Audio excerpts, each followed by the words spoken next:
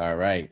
So, welcome everyone. This will be ELA's first community conversation. We wanted to get together and just get an update on what the nurseries that we rely on so much are doing about plant propagation and availability and distribution, and how they're handling the supply chain to all of us who are out in the landscape and still in desperate need with all the challenges that are going on.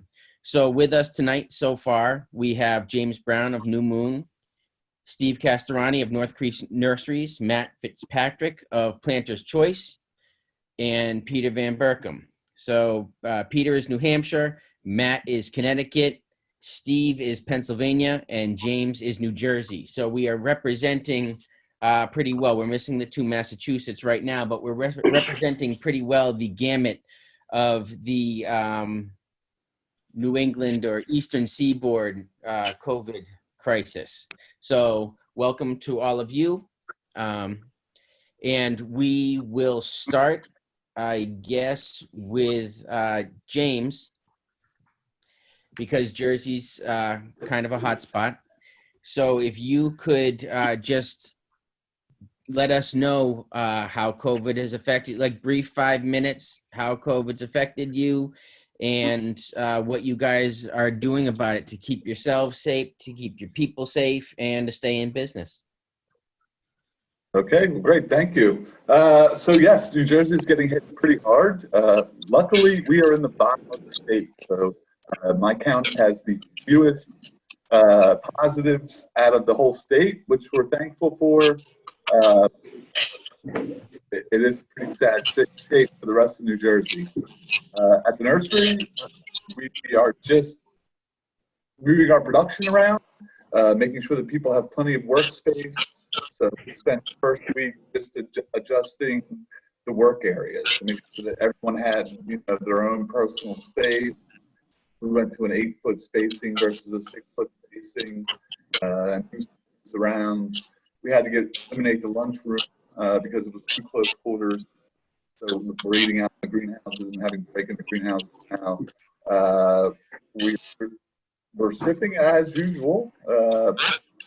Early on, there was a wave of cancellations and panic, but that seems to have subsided to a great deal, and we're still able to get product to people. We're shipping UPS, LTL carrier. We have our own trucks we're operating, as well as we're allowing customers to come pick up. We all are wearing masks and gloves. We're requiring customers when they come and pick up to cover their faces and put a pair of gloves on. But at this point, we seem to be back to normal spring. All right, excellent.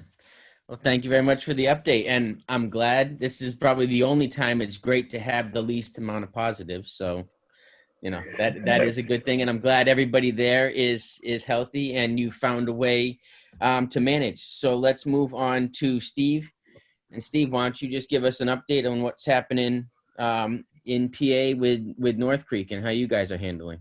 Yeah, well, thanks, James, for setting me up there. Our situation is somewhat similar to what James had just discussed. We have very similar protocols. We are in the southern part of Pennsylvania. Actually, I live in Delaware, and I'm talking to you from Delaware, just about a mile from the border. There are different rules in Delaware than there are in Pennsylvania. Governor in Pennsylvania has required everyone to wear masks in public. So we early on have staggered our lunch breaks.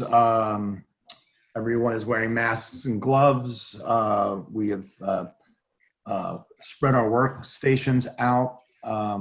We have protocols in shipping where if someone wants to come and pick up, they will, we kind of put it out through our email blasts on a weekly basis as to what our protocols are. So, you don't there's a sign on the shipping door. You come up, knock on the door, you can call, and we'll meet you at the garage door and load your vehicle or have you load, depending on the preference of the customer.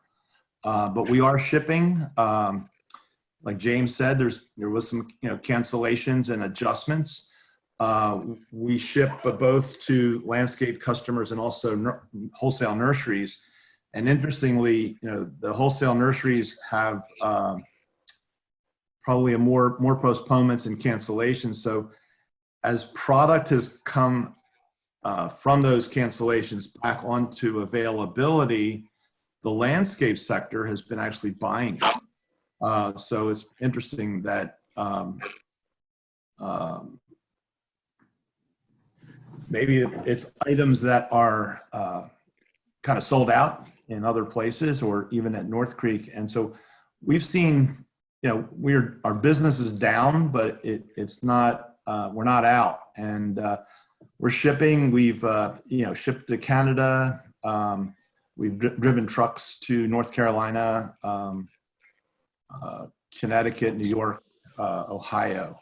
But every state has a different restriction. And unfortunately in Pennsylvania, garden centers are pretty much closed. In Delaware, they're not. We have a retail store in Delaware, and there's a lot of interest, and we have curbside pickup. We have customers come in with specific protocols and being spaced there. So we're doing the best we can. Everything gets wiped down at the end of the day. So we're following very, very strict COVID protocols to keep our business running. Lastly, we are on a short office staff. All our people are working, but we're doing a lot of remote. North Creek's always been that place you can call and get a human being, except now. If the 3 or 4 people that are in the office are tied up on the phone or not available, you'll go to an auto attendant, and then it'll scroll through the different customer service folks. You press their button, it'll go to their personal phone at their home, or go to their voicemail if they're already on the phone. And they're staying pretty busy, but a lot of it is adjusting orders, and it's a lot of moving targets right now. Yeah, definitely. Well, thank you so much for that. And yes, you're right. It is a lot of moving targets, and it changes. It's just been changing day by day. So Matt, why don't you give us your update and let us know what's happening in CT?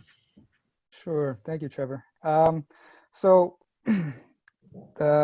similar to what Steve and James said, we're following pretty similar guidelines. I think the CDC and state regulations are pretty closely matched across the board. Distributed PPE gear to all of our staff. We've actually closed our offices to the majority of our staff.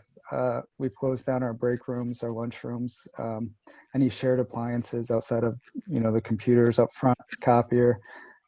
So pretty much nobody comes in and out of the main office in both of our locations that we do sales.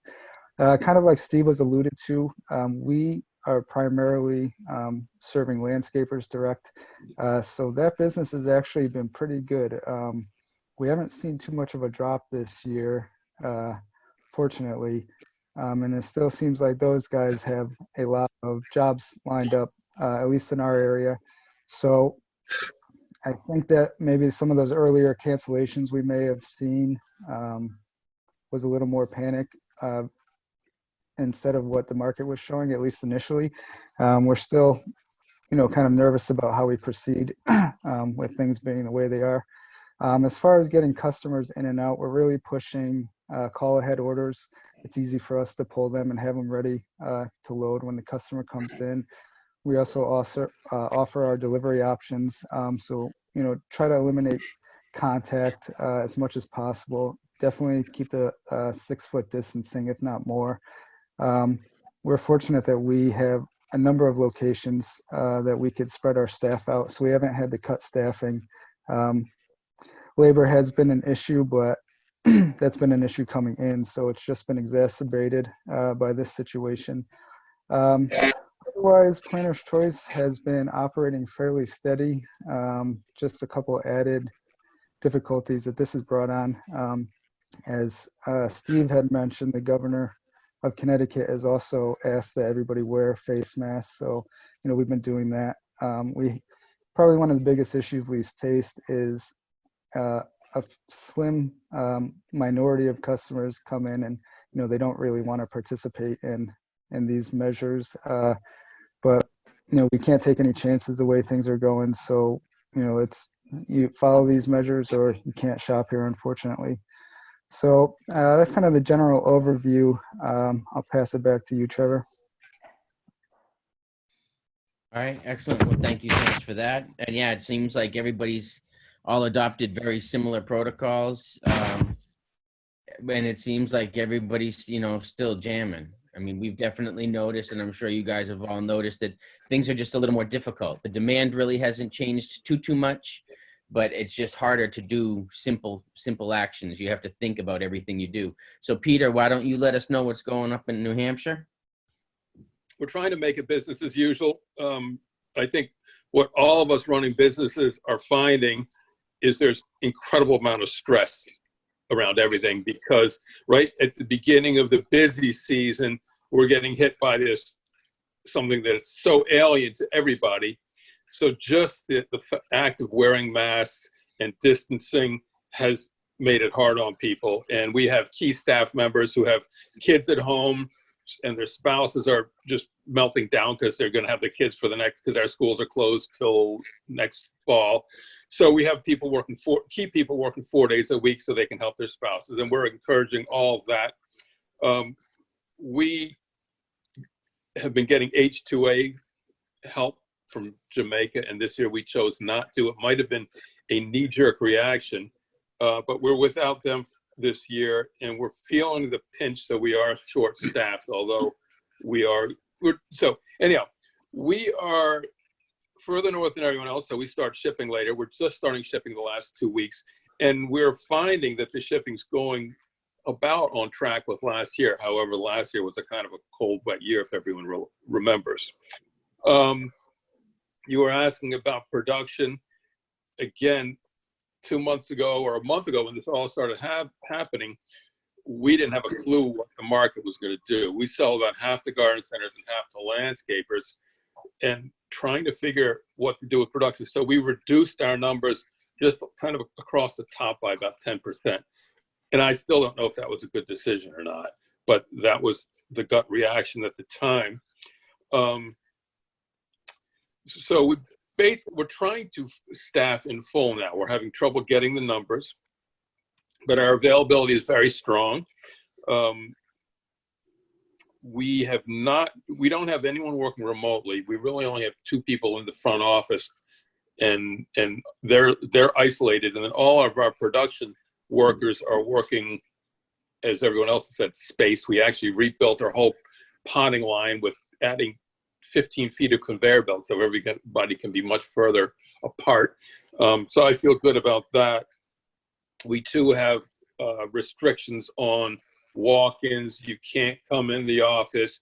You have to call the office ahead of time, get us to pull the order, or you can walk the beds, choose what you want, and then go to your car and phone it in.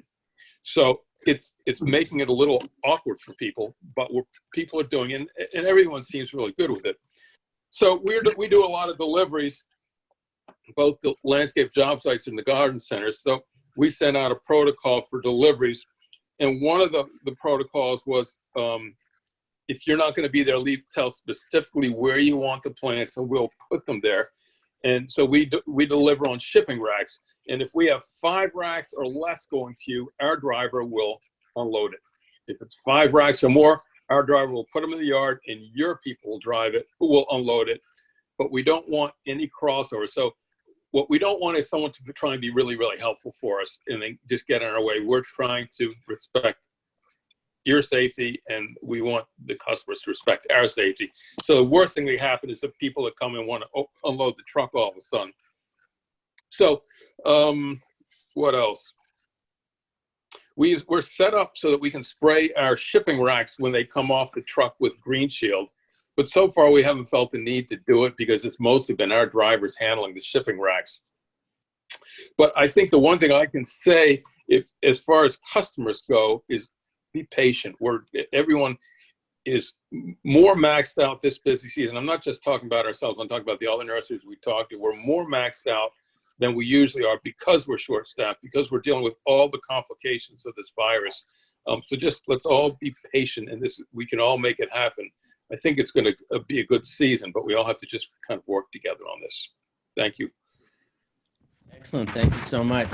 And we were joined by John Kinchla from Amherst Nursery. So now we will get the Massachusetts perspective. John, could you just give us an overview of what Amherst is doing to cope with and handle typical nursery activities during all of this? So really similar to what everybody else mentioned. Still getting used to Zoom, so that's a little tricky. But one thing that we've been watchful of is we bring in a lot of liners from the West Coast, and for whatever reason, being in the western part of the state, a lot of the trucks that deliver to us have been down in New York, Pennsylvania, prior to coming to our site. And so we've been keeping the drivers in the trucks. You know, we have them open up the tailgate, and then it's back in the truck for them. And we try to minimize the paperwork. And if we have more than one guy in the truck unloading, then they wear masks. And we're just trying to take all the same precautions that most of the other people mentioned. But that definitely has been a concern of mine, is the freight coming in. Where have they been? Who's been touching that truck? And some of the drivers recognize this, but I would say a good number of them don't, and you have to be pretty direct with them about just, you know, keep your hands off, please. As far as production goes, it hasn't really hindered us too much. Everything is a little bit slower, and we are slightly lower staffed than years past, but because most of the restrictions went into place after we've done our hiring and of course placed all our orders, you know, we're just executing what we've already set in motion and hoping for the best, which I guess if this is a relatively short-lived event, it won't be so bad, but I am concerned that it will drag on for a year or more. And there's just so many unknowns. It's been definitely a steep learning curve just to get to this point. So we'll see what happens from here on out. But safety is our priority, and we're a fairly small nursery, so relatively easy to keep people separate. But for bigger nurseries, I don't envy that position. That would be difficult. As far as deliveries go, pretty similar. You know, our drivers will go out, they'll make the delivery, but the mostly what we do are trees, so the customer is expected to unload it, and they've been doing that. The driver pretty much removes himself from that equation. And as far as paperwork goes, we've been doing a lot of it online. We've implemented online payment, and people are liking that. And it just keeps things a little cleaner. So that's essentially what we've put in place. It's not radically different from what we were already doing, but you just have to really think through everything ahead of time. And at the beginning, just getting enough sanitizer and supplies was a little tricky. So we've conquered that, but the learning curve is definitely steep, and there's quite a few unknowns. So I'll turn it back to you, Trevor. No, absolutely. And thank you very much for that. And again, for everybody who just came on, just welcome everybody. As I was saying in the beginning, if you did not hear, when we get to the Q&A piece, which is coming up, go ahead and unmute yourself. Mute is in the bottom left corner, but then mute yourself again. We'd like to kind of restrict any background noise that is going on. And once the question is asked, you can either ask that question directly to one of our nurseries, or you can ask the question and I will direct it straight through, and each nursery representative can answer that. So what we're going to do right now is we just have a couple questions that I would like to ask, and we will go straight through the line. So I guess you've answered some of those questions, but one that I'd really like to know is what are the biggest lessons and takeaways? You know, what is like a surprise opportunity that has come up during this whole thing? So, you know, now that things are never going to be the same again, what are some of the lessons and takeaways or adaptations, you know, things that you've adopted that you will kind of carry moving forward? And why don't we start with Steve?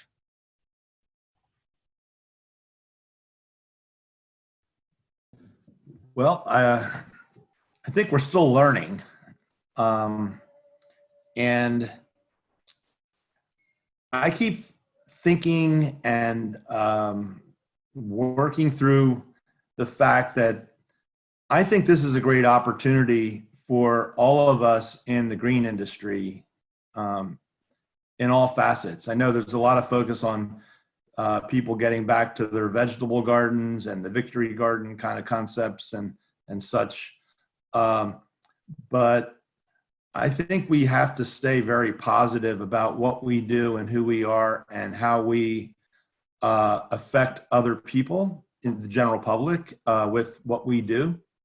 And, you know, it's not something that is different than what we already do, but we don't know exactly. I think John just mentioned, you know, we don't know how long this is going to take and what it's going to be, and you know, the future's unknown.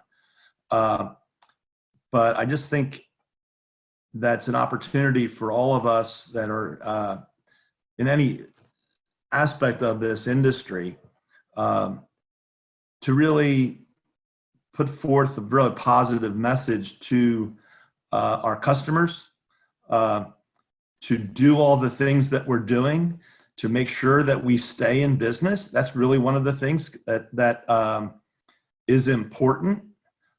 We shipped to Canada, and we had a USDA inspector today that comes to do some paperwork. She wasn't wearing a mask. It was kind of funny because we were all kind of, you know, a little paranoid, but we don't want to just do this for putting on a show to say that we're doing it, and just, so you have to stay committed. And we have a lot of Hispanic employees, and working with Hispanic employees, sometimes culturally, they are close. It's family. These people have been working for us for years and years, and trying to get them to make sure that, you know, and the young guys, we have some young guys in the shipping, you know, it's the invulnerability kind of thing, making sure that they're not the reason we're going to get closed down because of the fact that they're being lax. How long it goes on, we don't know. I can't really address that, but, and I don't know, you know, I'm hoping that we'll get back to some sense of normalcy, although it's not really realistic. It's hard to get your head around. I'll go back to what Peter opened up with, because we talked for a minute before we got on online. Incredibly stressful time because us as business owners, we're short-staffed, and everybody's talked about that. But we've also been in a situation where we're juggling a lot of other things that people don't realize, that our customers, you know, applying for PPP, dealing with our accountants and lawyers and all that stuff. So you just got to stay sane, you know, and we're all in it together. We got to remember that, and we just got to keep positive about it. That's excellent. Well, thank you so much, Matt. So what are your takeaways, and what are you doing to corona-proof your business in the future? Sure. So I guess one of the biggest things that we, you know, can reemphasize during this time is that our staff is, you know, one of our most important assets, if not the most important asset. And we gave everybody at the beginning of this the option to stay home if they wanted to, and very few people took us up on that. Everybody's been coming in, and it really drives home the point that retention is key. Treating, making sure the employees understand that they're, a part of this and not just, somebody that comes in and does the work and goes home, that we value them and that we value their safety. And in turn, we know that we could count on them. And so just the combination of that really drives home for us at Planner's Choice that we need to continue to put in programs that, show them that we value them as employees, try to improve whatever packages that we can to get them in. Especially this season, we've been cutting hours. Normally, this is a lot of overtime. A lot of our staff are seasonal, so they don't work the winter. So they depend on this overtime, and we've kind of cut hours a lot back to, a regular week. So, at some point, as long as we continue doing to be all right, we're going to have to do something to show them, that we appreciate them coming in. As far as operationally, again, I think it's been said earlier, but there's a lot of unknowns. And, if somebody were to ask last year, if we were preparing for a pandemic, that wouldn't even have been in the front of the mind. So to kind of game plan on what's coming up is a little challenging. And even at the start of this, people were asking me what our plans was, and I would draw up something, and then the next day I'd have to erase it and redraw it again. And one thing that has been really helpful for us is we have a person in our office who does all of our social media accounts and newsletters weekly, and being able to get information out to our customers has been key. We try not to hammer too many updates, but at least weekly, letting them know our procedures, how to get in touch with us, what they could do to make themselves more safe while still getting product. So continuing to do that and improve that, I think as an industry, many of us are still behind in utilizing social media and outreach. So continuing to improve that. And then just making sure that we have mechanisms in place that we could cut back production where we need to, know what part of the nursery we could afford to bring back a little bit, or what we could bring in less of, and things like that. So a lot of operational side, we have to look at. A recession was imminent, and not imminent, but it was inevitable at some point anyway. So, we have to prepare for that. And, business loss through this is a little bit similar. Thanks, Trevor. Excellent. No, thank you so much. James, why don't we jump to you, and just what are your takeaways, and what are you doing to corona-proof your business? Well, of course, like everyone, we're still making it up as we go along.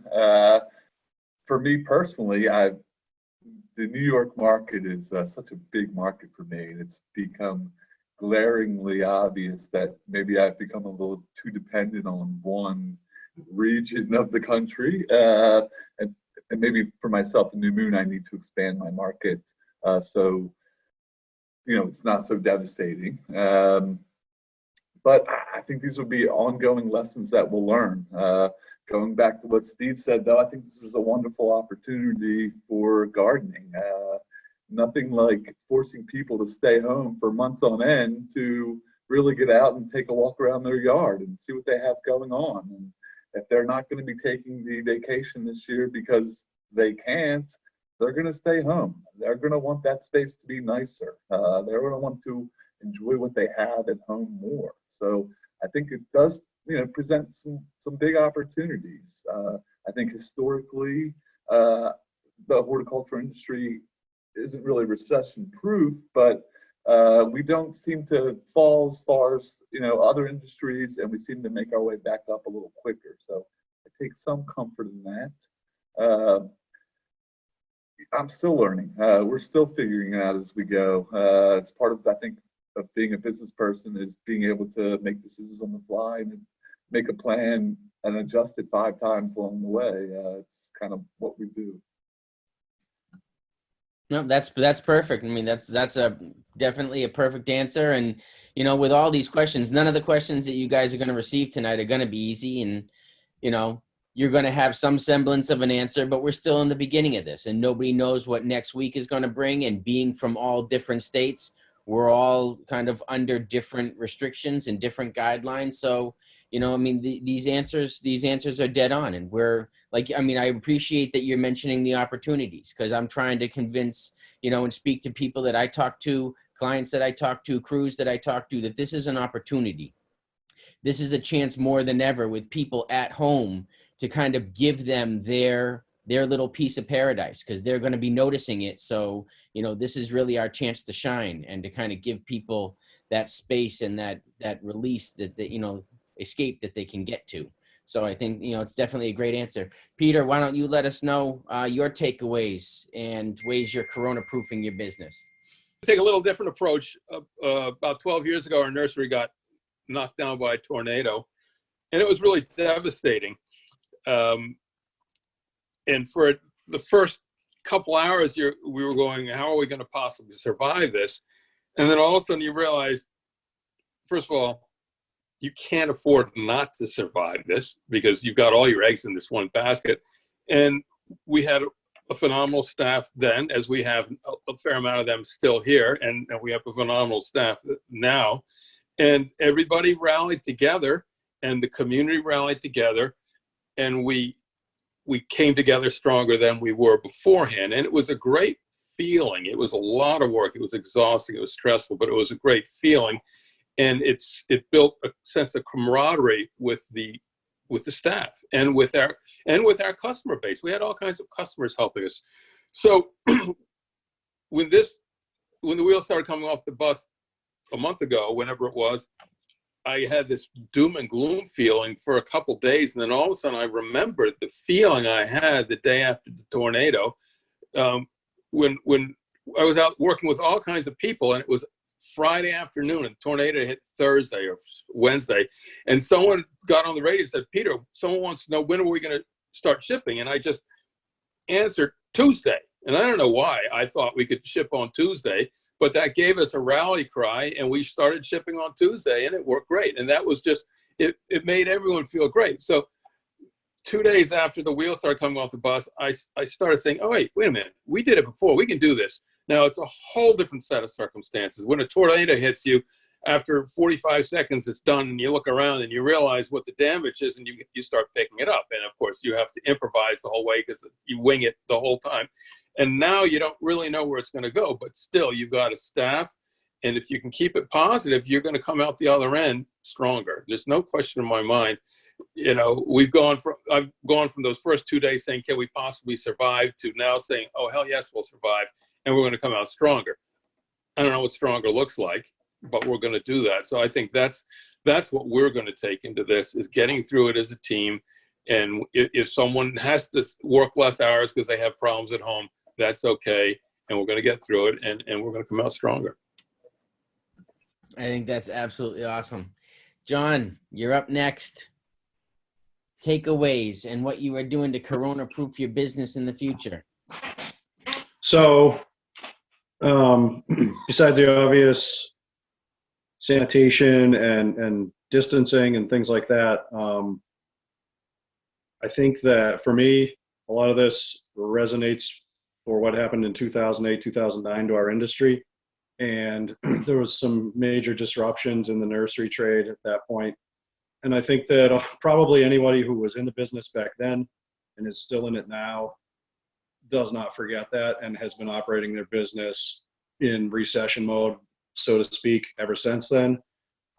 So the fact that somebody mentioned earlier that a recession was inevitable, and of course it is inevitable. Whether we'll go into one at this point or not, who knows? But I think most people in this business operate under the premise that you don't know what's going to happen tomorrow. So let's just do what we can today to be stronger and more profitable and a better business. So hopefully, as an industry, we will come through this, like Peter said, stronger for it. One thing that I've been advocating for with my own state representative is to have horticulture represented in the federal stimulus packages, because for one thing, we're still able to do it. It's outside work. You know, tree planting and landscaping is more or less essential work, and it's certainly able to be done now. And so I would encourage everybody, if they would like to echo that message to their state reps, or sorry, U.S. reps and congressmen, and try to get our industry represented well in whatever future stimulus packages come along. The other thing that I think has been eye-opening, especially for some of my employees, is the fact that we're still working, and some of their friends that are in other industries, lots of other industries, are not working. And the conditions that, you know, in some cases, the businesses they worked for just simply shut down and closed the doors and left them high and dry. And so even though it's difficult work and we do have a hard time finding help most of the time, it's a good opportunity to try to find people from other industries right now who might be good leaders or just can help facilitate making your business better. We've hired a couple chefs, and it turns out they like to keep the place clean, and that has been wonderful. So there's all these little silver linings, but from a labor standpoint, I think this could be a major up for the industry, because we're one of the few that's really still operating. And I think when you go to work in this industry, you can feel reasonably safe about it. And it's worth pointing out to your current and new employees that even in a recession, we usually can get by and not have massive layoffs and disruptions, as opposed to certain other industries. So I'm looking at it as an opportunity to kind of beef up my staff. And the other thing that I've seen people doing, we're not retail, but the retailers that I've seen succeeding have been going over the top to make the retail experience safe for people and accommodating. And I think the people that do that in the retail sector are really going to be successful this summer. It's not easy to do, but that's what I've seen, is people still want to buy plants. They just don't really know how to do it yet, and you have to show them how. So that's what I have. I'll give it back to you, Trevor. No, that's awesome. Those are wonderful answers all. And now, and we'll figure out how best to do this, but now I would like to open it up to everybody else who has joined us this evening, all of the attendees who are visiting. I'm a recent member to ELA. I have an education program. I don't know if Barbara Passero is on. We teach high school students how to plant native plant gardens and how to run a business where they sell and install them for other people. We're in Cambridge, Waltham, Newton, and Belmont. But we may not be doing it with our students. They get paid through city employment programs. Several of our students know how to do this already. So I guess my question is, we're trying to get homeowners to realize they can do something in their own backyard, plant native plants. And so they're asking us for advice. And I guess this question is, can more than one person go into somebody's backyard to help do installation? And if you know you need to hire people, do you want to hire some high school students to work? We're only a few of you are in Massachusetts, but anyone want to answer that? So, Steve, do you have anything to say to that? And if not, I can pass it right on to Matt. I mean, I know we're all in different parts of the different states. I think it's great work. It's great to hear that there's a program out there. I think there was a question there about whether you could have more than one person in a backyard. One of the issues that has come up here in the Delaware Nursery Association, because I get information, is not so much when people get to their job sites, it's how they get to the job sites. So getting people, workers, they have to drive their own cars. They cannot be in the same vehicle. And that has presented some challenges because not everybody is a member of association and getting the correct information.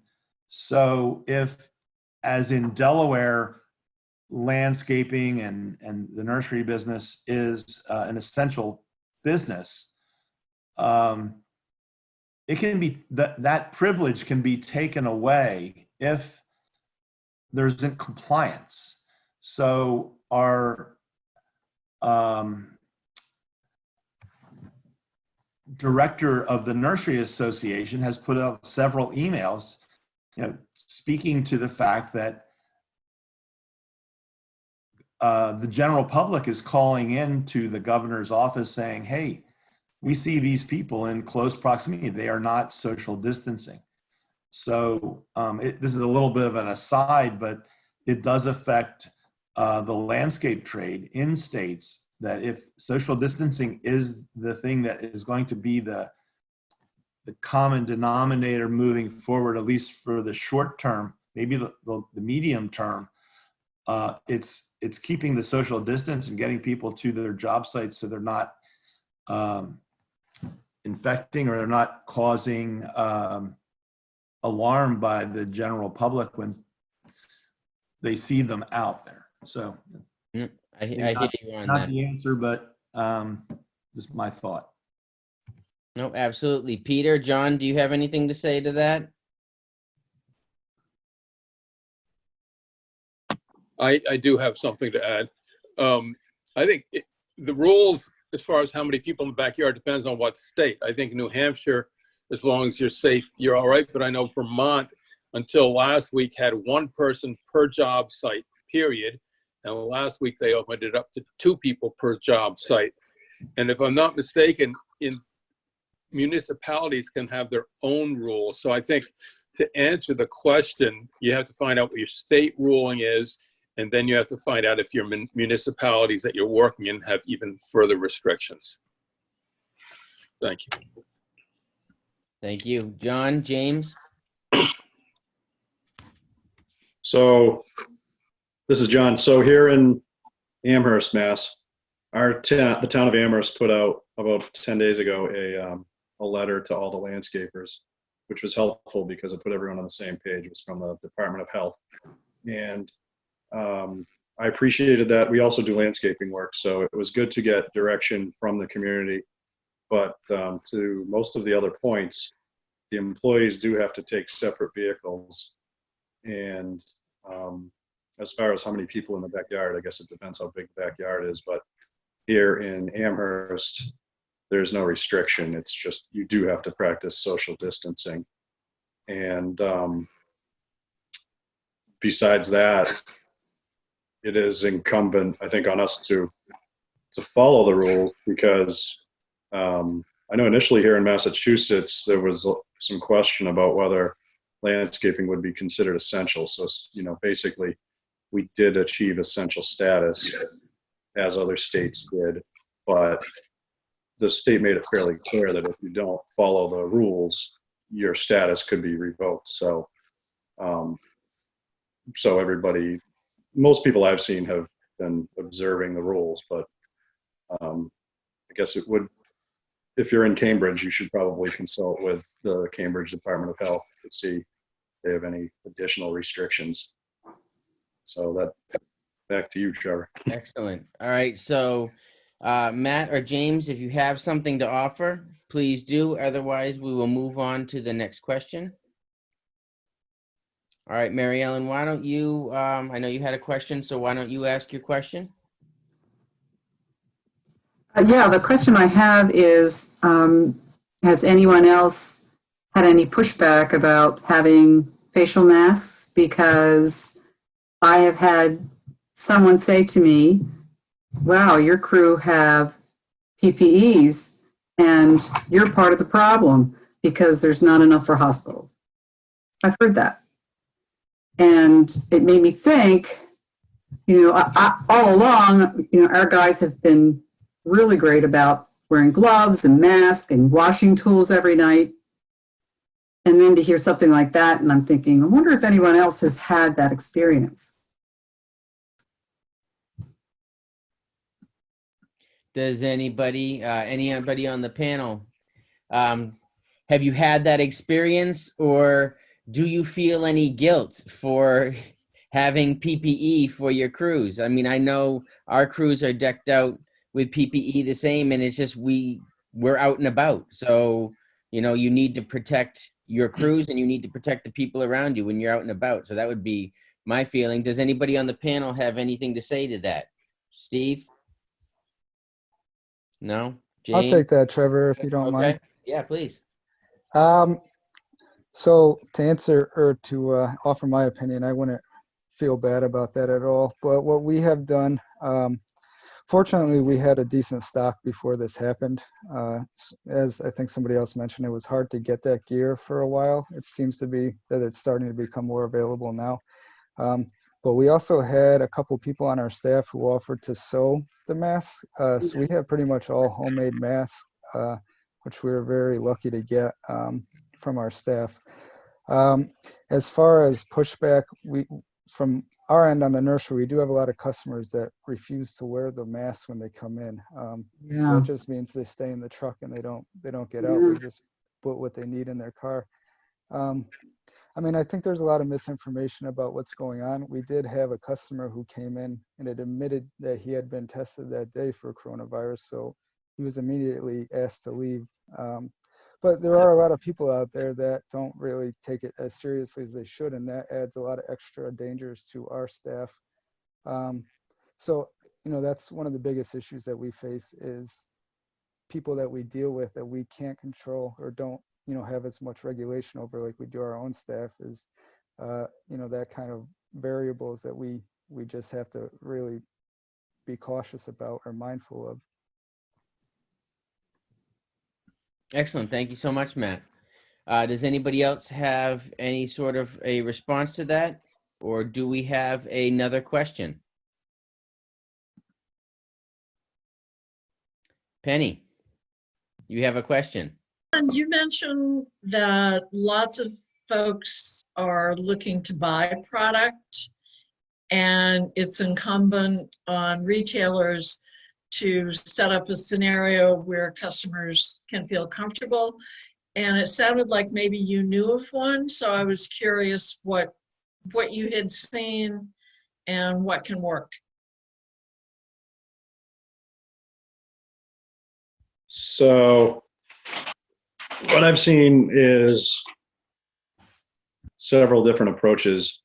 I think I saw one garden center on the internet that had set up their whole place to be like a drive-through garden center, and people could just drive through their place, pick out what they wanted, and then I guess they paid for it at the end. Maybe I'm not sure how they did it all, but maybe the staff brought it to them at the end.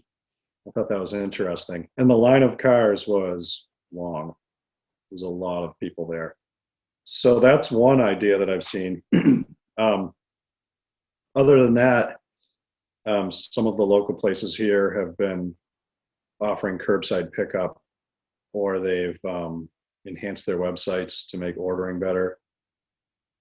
But I've been impressed to see that very few have, really nobody has thrown in the towel. I guess they can't really afford to do that, but they're staying with it and trying to innovate and find new ideas.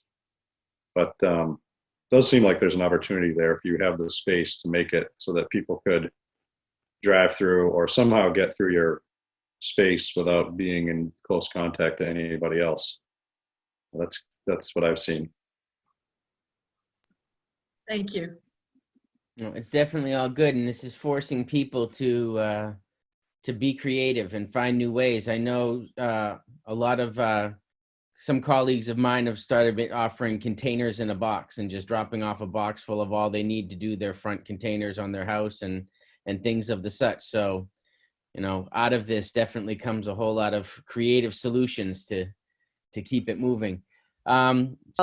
But in Vermont, we have, our governor has been extremely cautious.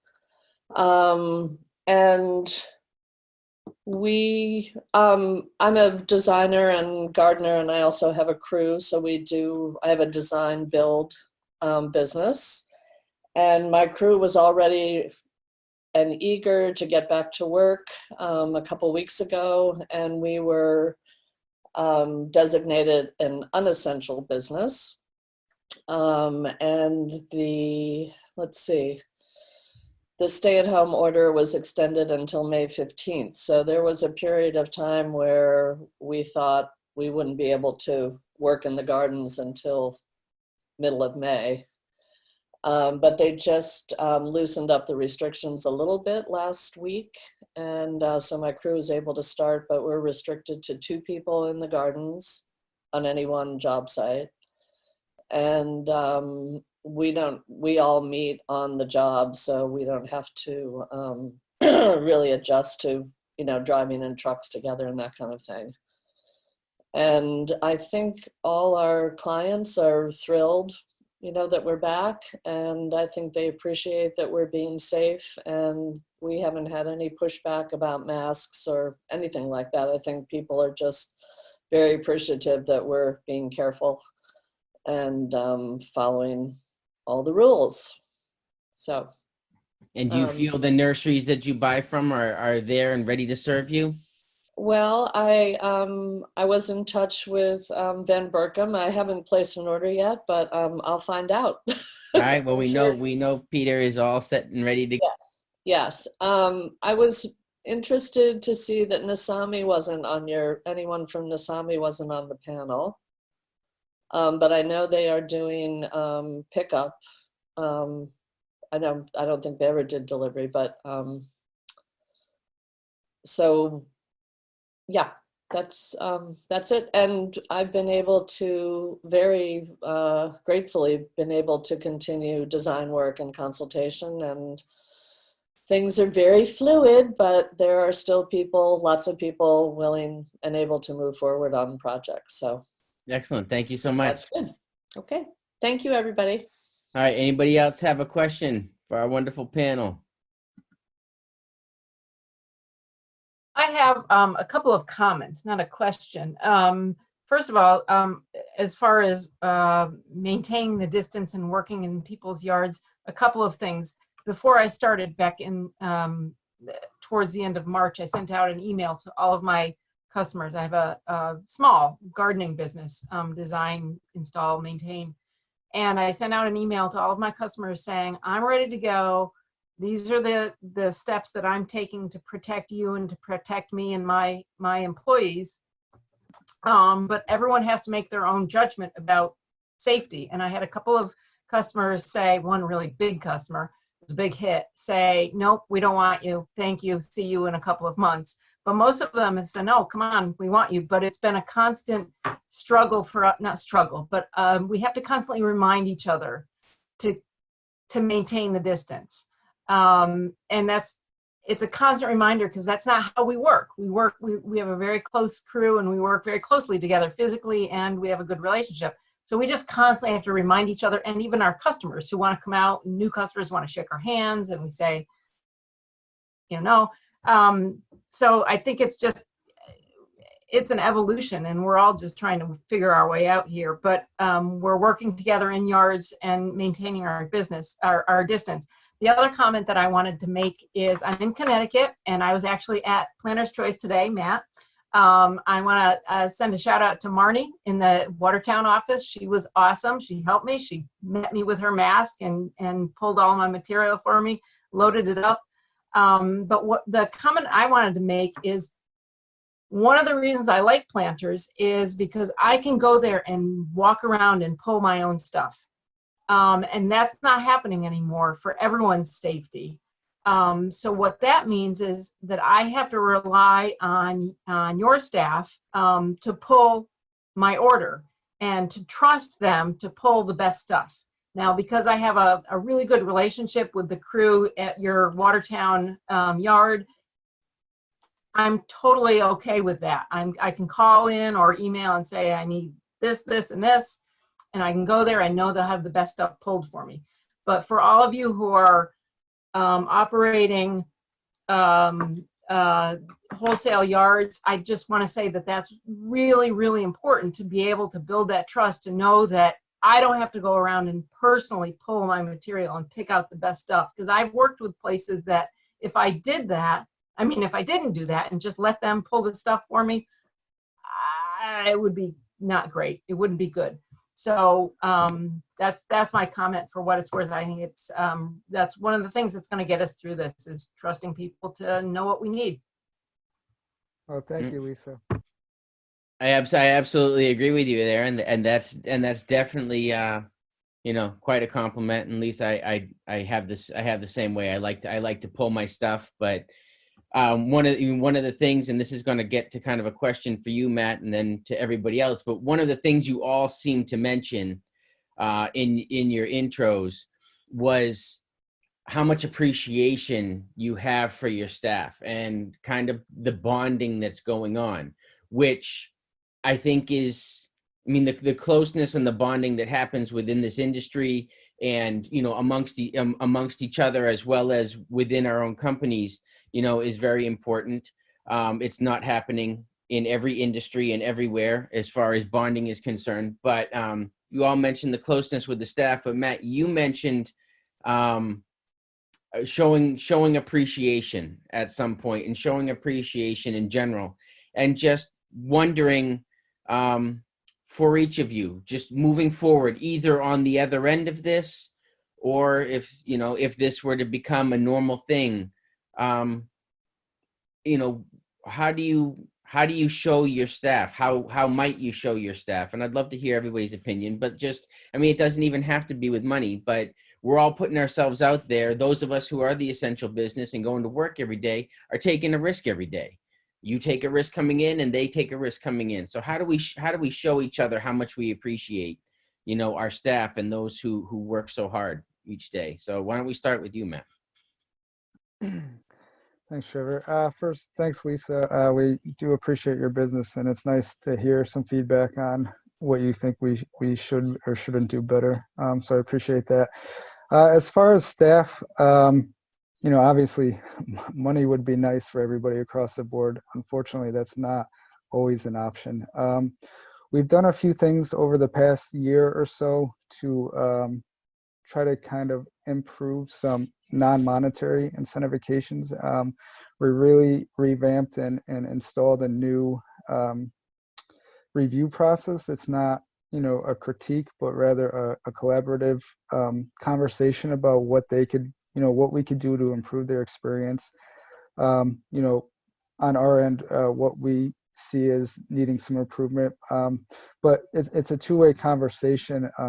And we got a lot of good, I did a survey about a year and a half ago before I implemented that program, just to see what people needed. And it was a lot of intangible things, more vacation time. So, okay, that's something that we could work out.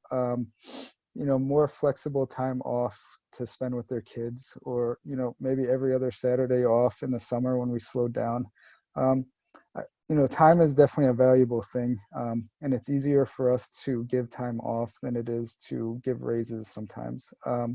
Second, it's just being heard. A lot of times, I think we could all appreciate that when things get busy, especially in the spring, somebody has a suggestion that might not necessarily get heard. So making their lives easier by listening to their recommendations is definitely a big thing. I know this isn't, coronavirus related, but just in general.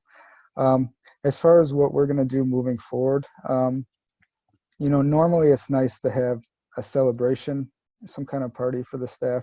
Obviously, that's not recommended at this point. So I haven't quite figured out exactly how we're going to, convey the same message as that would be. But that's definitely something that we're looking at. And again, it's probably going to be a collaborative process, because something that I think might be great, they might not be as interested in. So I really, really do appreciate feedback from our staff.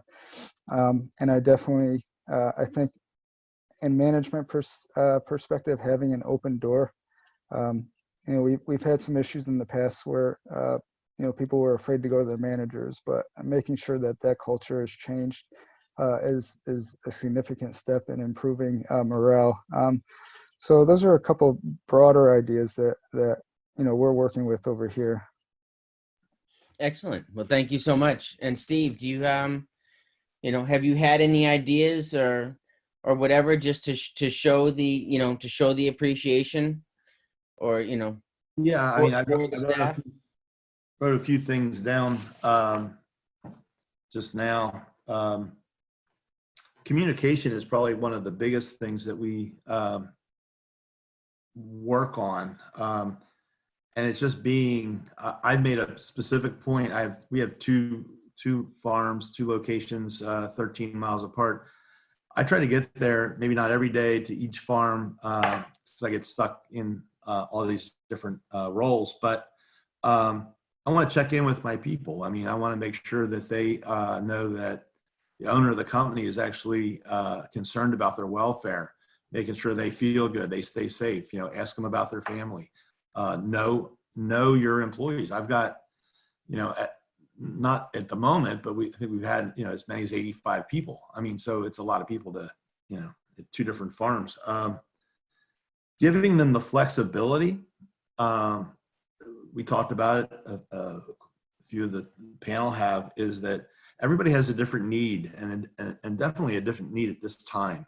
So the company being flexible to say, hey, you got to take care of your kids, or you have to stay home now, or you have to work from home because you have a spouse or a significant other that is at a higher risk. We have to take all those things into consideration. We do have celebrations, and I don't know how that's going to pan out, but we've already planned that for the summer before we, this all came about. So we had something already set up, but we'll do something, even if it's distanced. We also have things, because we have, most of our employees are fairly year round. So over the course of time, we've worked on profit share bonuses at the end of the year. So it's more of an open book, so that everybody's included in the how the company fares. Then everybody is part of the team, and getting them to feel that they are all part of the team. We have 401k. During the last recession, I know a lot of people, companies, we will match 3% if they want to save for their retirement. We kept that in force the whole time. We don't have any plans to do other than that, so, and we offer health insurance, so if people want to participate in health insurance, which is, I think, a big thing right now. Health insurance is, I wouldn't want to be out there with the disease and not have health insurance. So No, those are all great things, definitely. all those things. I mean, not everybody maybe can do that. We have a lot of different varied businesses and relationships with our employees, but those are just some of the things that we do at North Creek. Excellent, Steve. Thank you so much. Hey, James, do you have anything to add to the this right here, as far as showing appreciation for all those that are working for you? I don't know that I have a lot to add. The labor market had been very tight, so I'd like to think that we've been treating people well just to have them as employees from the past. I'm sure we'll do something. For us, it's usually paid time off. It's usually the way to show appreciation, to pay them to not be at work. I think I'm fairly amazed that my crew has been so on point and so willing and so hardworking. I kind of almost feel that that's their way to showing me they appreciate the job that they have. So off the top of my head, I'm going to have to say probably an extra week's vacation for everyone. We are a small company. I think some of them might be happy to be getting away from home and getting away from the kids. So maybe that's why they're at work. I'm not sure, but I certainly, after hearing everyone else, we'll think about it, and I'm sure we'll have to come up with something. No, that's excellent. Hey, if nothing else, we'll all just have just better relationships on the other end of all this. So does anybody else have any questions? And if not, we will go into final remarks. All right. So does anybody on our panel have any last words for anybody? And if not, I would like to just thank everybody afterwards. So, so why don't we start with Peter? Peter, do you have any final remarks? Sustainability is a key word, and Steve brought up one of the keys to sustainability is you have to make your business survive. Because if business doesn't survive, you can't sustain all the wonderful things you're doing.